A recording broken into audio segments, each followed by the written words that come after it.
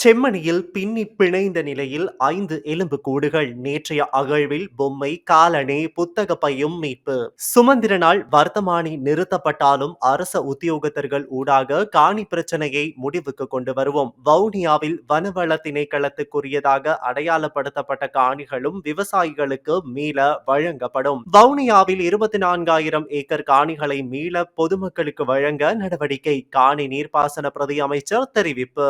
Frederick ஃபோர்சைத் ஒருவரில் 4. விமானி, பத்திரிகையாளர், உளவாளி, எழுத்தாளர். அவருக்கும் விடுதலை புலிகளுக்கும் இடையில் என்ன தொடர்பு?